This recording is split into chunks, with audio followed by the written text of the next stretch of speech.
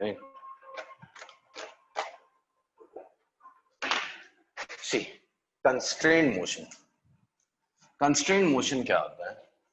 If a particle is not allowed to move freely, is not allowed to move freely in any every direction, मतलब किसी भी direction में समझो freely move करने के allowed नहीं है. अगर मैं एक टेबल है, there's a table in which there is a billiard ball, मैं इस बिलियर्ड बॉल पे अलग अलग डायरेक्शन में फोर्स लगाता हूं, तो is it allowed to move in any of the directions? Question वापस रिपीट कीजिए. मैं बोल रहा हूँ एक बिलियर्ड बॉल है, स्पेस में होती है, अगर मैं वैक्यूम में स्पेस में हूँ, यहाँ एक बिलियर्ड बॉल रखा हुआ है, is it allowed to move in any direction? अगर मैं फोर्स लगाऊं इधर तो क्या इधर जाएगा? इधर लगाऊं इधर जाएगा, इधर लगाऊं इधर जाएगा, किसी भी डायरेक्शन में जाएगा क्या वो? बिल्कुल जाएगा ना, उसमें क्या प्रॉब्लम है अगर स्पेस में. अब अर्थ पे आ जाओ, अर्थ पे ये टेबल है, ऊपर से दिखा रहा हूँ, ऐसा टेबल है, टेबल पे एक बिलियर्ड बॉल है, is it allowed to move in any direction? कहीं भी जा सकता है? सर प्लेन में ही मूव करेगा. सर नहीं, जो भी है मूव करेगा, प्लेन में मूव करेगा, राइट? ये कंस्ट्रेंट हो गया, this is constraint to move in plane, right? अब ये देखो, ये एक वायर है, इसके अंदर एक बीड है, हाँ, इसके बीड से एक रस्सी बंधी हुई, मैं रस्सी से इधर उधर फोर्स लगा रहा हूँ, क्या वो किसी भी डायरेक्शन में मूव करेगा? नहीं सर, लेफ्ट राइट ही. सिर्फ इसी रस्सी पे चलेगा. It is constraint to move along the string only. इन सब के मोशंस को बोलते हैं कंस्ट्रेंट मोशन. कंस्ट्रेंट मोशन मतलब कुछ लिमिटेशन होगी. अब ये भी एक तरह का कंस्ट्रेंट मोशन ही है, मैं इस पे फोर्स लगा रहा हूँ ऐसा, तो ये ऐसा जा नहीं रहा है, जाएगा वो ऐसे प्लेन में ही चलेगा, तो ये भी काइंड ऑफ कंस्ट्रेंट मोशन है, राइट? बट इसमें इतने सिंपल नहीं, थोड़े से कॉम्प्लिकेटेड केसेस भी बनते हैं, राइट? थोड़े इन एक्चुअली बहुत कॉम्प्लिकेटेड केसेस बनते हैं. तो कंस्ट्रेंट मोशन, राइट? तो कंस्ट्रेंट मोशन में क्या है, एक पार्टिकल की वेलोसिटी आपको बता दी जाएगी, उसके अकॉर्डिंग आपको दूसरे पार्टिकल्स की वेलोसिटी बतानी है. या तो 5-6 पार्टिकल्स होंगे, उनमें से 2-3 की बता देंगे, बाकी की आपको निकालनी है, ऐसा करके कुछ तो होगा, राइट? तो बेसिकली इसमें ना तो आपको काइनेमेटिक्स लगानी है, ना आपको कैलकुलस लगानी है, राइट? ना आपको न्यूटन लॉस ऑफ मोशन लगाना है, कुछ नहीं लगाना. लेकिन फिर भी आपको बस समझो कॉम्प्लिकेटेड सम होते हैं, तो आपको सिर्फ दिमाग लगाना है अच्छे से, ठीक है? तो let us start with first, rod और स्ट्रिंग. रॉड और स्ट्रिंग.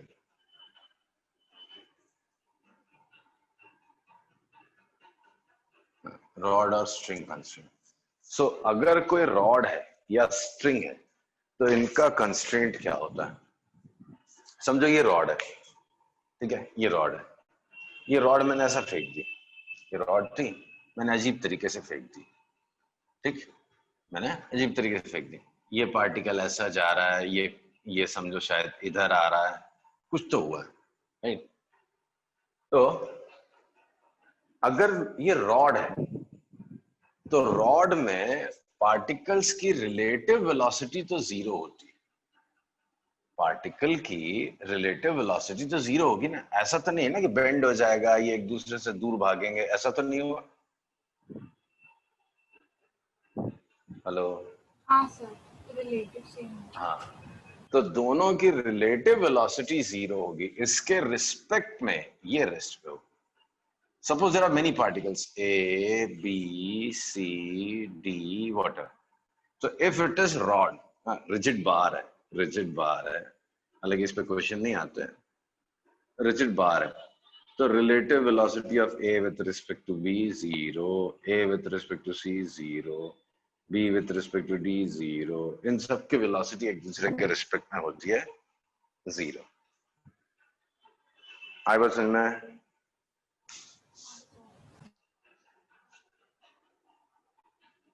हेलो? यस सर, समझा. अब देखो, इस पे क्वेश्चन भी दिखा दो यार. मैं क्वेश्चन लेता है, चलो. सपोज ऐसा there are two smooth surfaces, ये वॉल है, ये फ्लोर है, इस पे एक रॉड रखी हुई है, जैसा रॉड के, there is no friction, this can slide smoothly, right. तो ये रॉड के मोशन को अगर आप ऑब्जर्व करोगे तो इसको, इसके लिए एक लिमिटेशन है, एक एंड उसका जो है वो हमेशा वर्टिकल वॉल से टच रहेगा और दूसरा एंड जो है वो हमेशा फ्लोर से टच रहेगा। This and will always remain in contact with vertical wall and this will remain in contact with horizontal floor, right? Yes, sir. ठीक है, अब इमेजिन करो ये एक लेंथ, ये जो एंड है ये किसी स्पीड से जा रहा है, ये किसी स्पीड से जा रहा है, may be 10 meter per second से। क्वेश्चन आपसे पूछते हैं इसकी स्पीड क्या होगी, what will be speed of this one. Naturally इतना तो श्योर है कि वो आएगा तो वॉल के अलाउ होगी, तो उसकी स्पीड तो ऐसे ही होगी, बट होगी कितनी वो पता नहीं, राइट। 20 होगी, 15 होगी, 5 होगी, 2 होगी, सॉरी, तो विल इट बी 10? नहीं, 10 जरूरी नहीं, नहीं जरूरी नहीं, राइट, जरूरी नहीं है। सर अभी तो आपने बोला उधर पार्टिकल की और इधर वाले पार्टिकल की रिलेटिव वेलोसिटी सेम होगी, मतलब 0 होगी। नहीं नहीं, ये अलग जा रहा है, ये अलग जा रहा है, ठीक है। अब सबसे पहले तो ये एंगल पे डिपेंड करता है, कोई एंगल ले लेता हूँ, suppose this angle is 60 degree, right, so this angle is 60 degree. अब रॉड है, रॉड ना कंप्रेस होने वाला है ना एलोंगेट होगा, कि होगा, रॉड लेट अस अस्यूम ना तो कंप्रेस होगा ना एलोंगेट होगा, ना तो लेंथ बढ़नी है ना तो कंप्रेस होनी है, राइट। हेलो, हाँ, सो ये कैसे होगा, ये पार्टिकल एक्चुअल वेलोसिटी इधर है, इसकी वेलोसिटी का अलोंग द लेंथ कंपोनेंट निकालो, ये पार्टिकल ए है, ये इसकी एक्चुअल वेलोसिटी है, राइट। तो component of velocity, component of वीए along length, long length of rod निकालो, बताओ क्या आएगा। ये वी है, ये एंगल कितना है,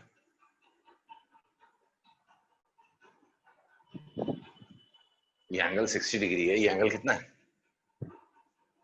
30 डिग्री, 30 डिग्री, राइट। तो ये कंपोनेंट क्या होगा, ये वी है, वी है, तो ये कितना होगा, v cos 30, V A cos 30, ठीक। तो ये जो पार्टिकल है इस डायरेक्शन में V A cos, actual velocity इसका इधर है, बट इसका एक कंपोनेंट है जो रॉड के अलोंग लग रहा है, वो कितना है, वी ए कॉस 30।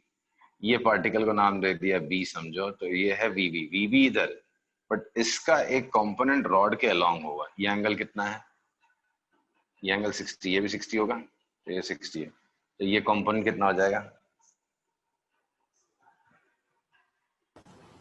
ये कंपोनेंट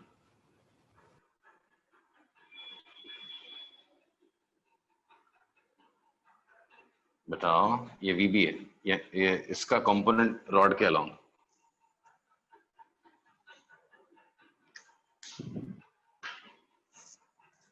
हेलो, क्या हो गया, 10 sin 30, नहीं, हाँ साइन कर लो, या वीबी कॉस 60 भी तो कर सकते हो, जो एंगल सामने सामने दिख रहा है वो रिजॉल्व कर लेना, हाँ? सही है जो बोल रहे हो, सही, साइन 30 और कॉस 60 सेम होता है, राइट। तो मैंने क्या निकाला, component of velocities of A and B along the rod, वो कितना होना चाहिए, VA cos 30 and VB cos 60। Concept ये है कि ना तो ये रॉड दबनी है ना खिंचनी है, तो ये दोनों इक्वल होने चाहिए, right. Since rod neither elongates, सोचना है, मैं लिख रहा हूं, nor compresses, therefore VA cos 30 is equal to VB cos 60 degree। सोचो क्या लिखा है,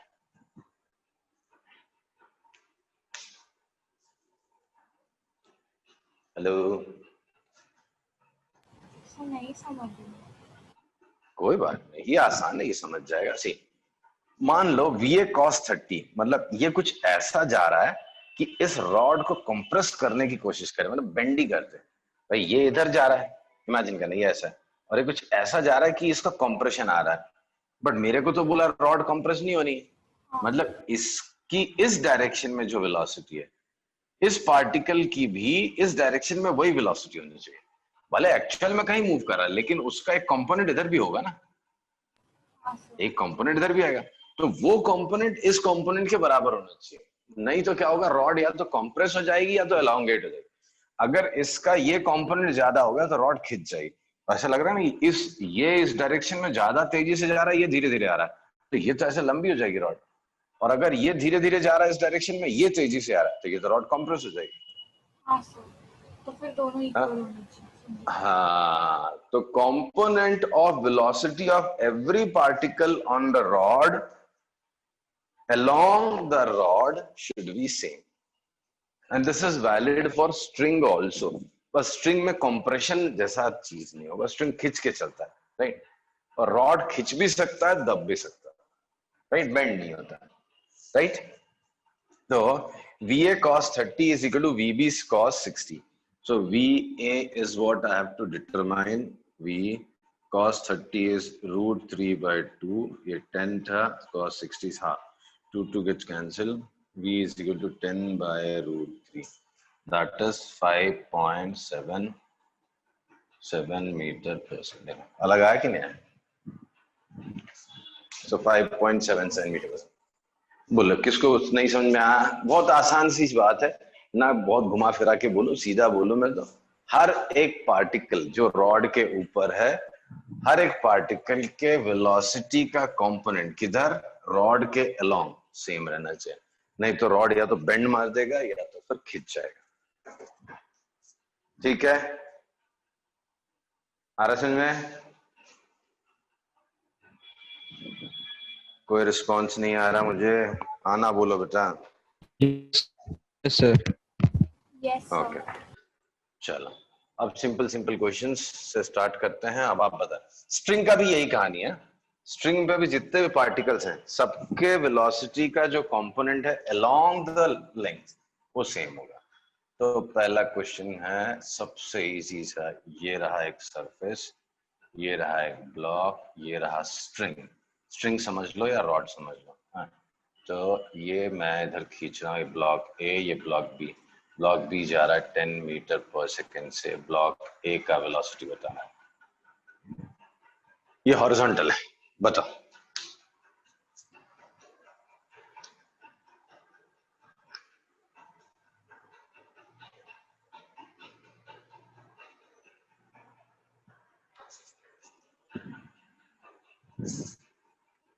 सर क्या करना है इसमें? अरे ब्लॉक बी का velocity 10 meter per second, they are connected, A and B are connected with the help of rod और अ स्ट्रिंग। तो बी का velocity 10 meter per second, you have to find the velocity of ए।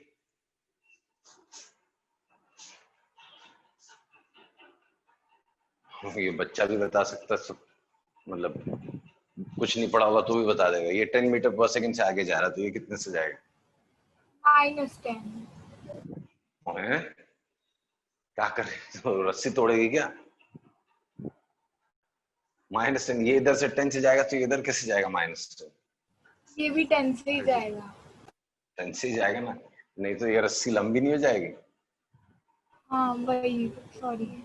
बस यही है constraint. ये block 10 से जा रहा है, तो स्ट्रिंग का हर एक हिस्सा, हर एक पार्ट 10 से ही जा रहा है अलोंग द स्ट्रिंग, दूसरे डायरेक्शन में नहीं। तो component of velocity of every particle on the string along the string should be same। तो सारे पार्टिकल 10 से जा रहे हैं और ब्लॉक ए भी 10 से जा रहा है। किसी को डाउट है इसमें?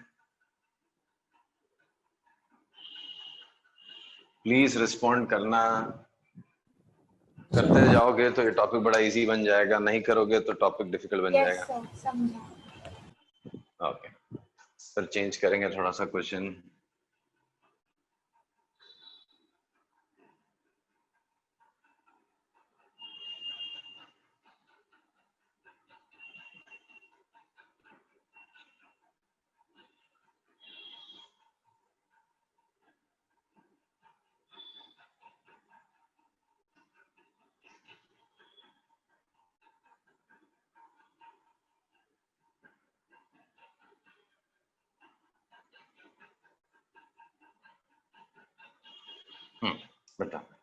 ये पॉइंट ए है, ये बी है।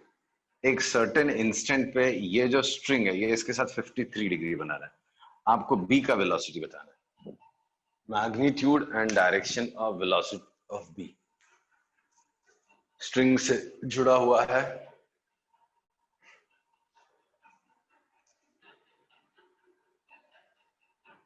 ए नीचे की तरफ जा रहा है,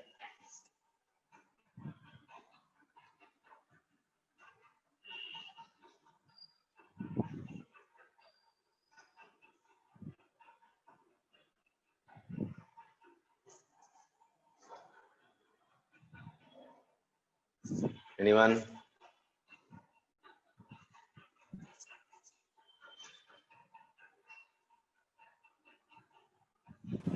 Sir, velocity of B will be 10 by sin 53. थोड़ा सा गड़बड़ है।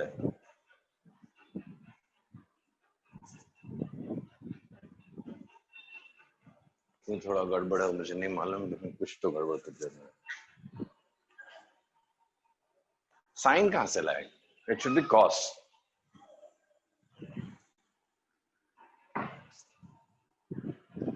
हेलो, आ रहा है समझ में?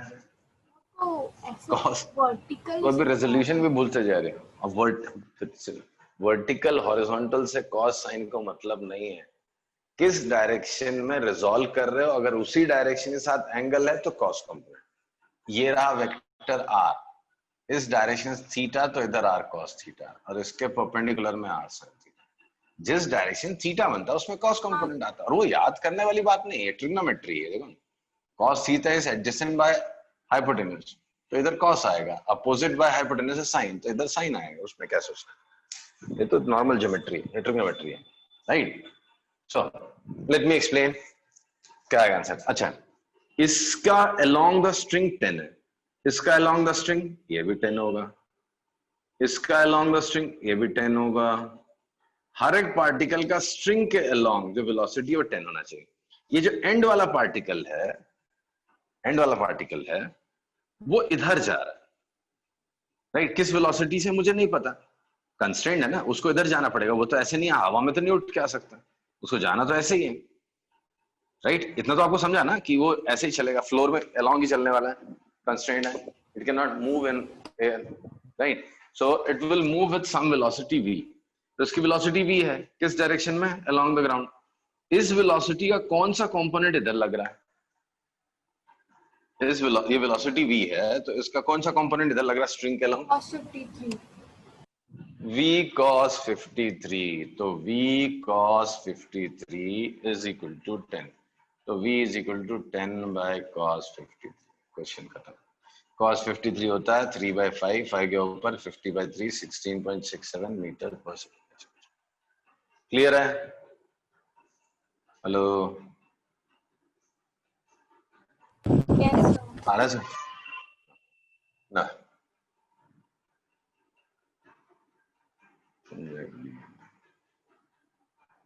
अब करते जाओ तुम लोग, मैं लिखते जाता हूँ।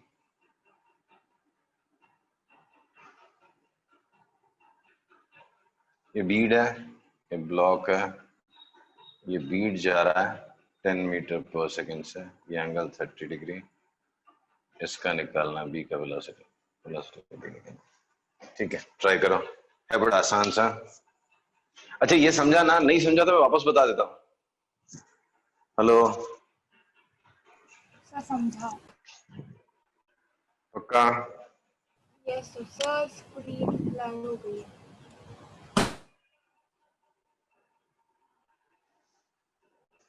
क्षितिज, वैभव, क्या हो गया? कोई कुछ बोल ही नहीं रहा है ना? सर सर्वेश,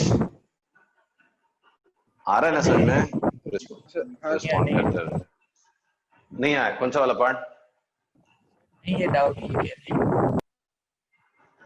अच्छा, so this is a question for you.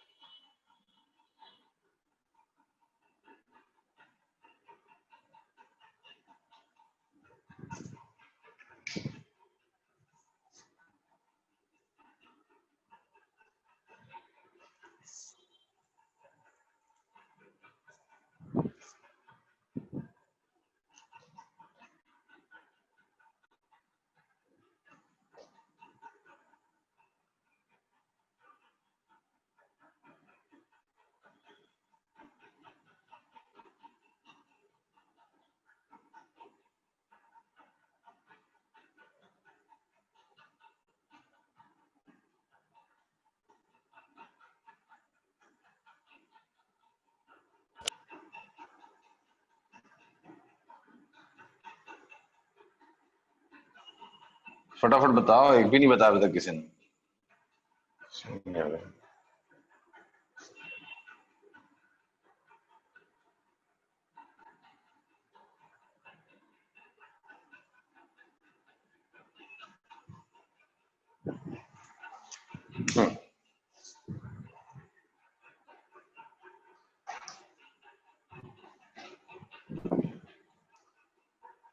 बताओ इसका आंसर।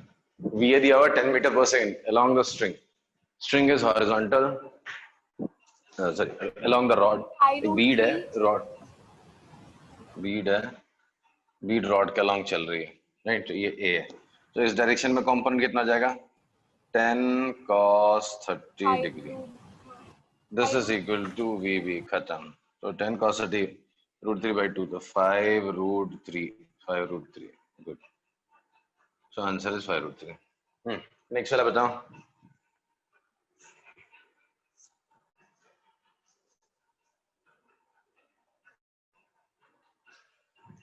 ये समझा सबको? 5 √3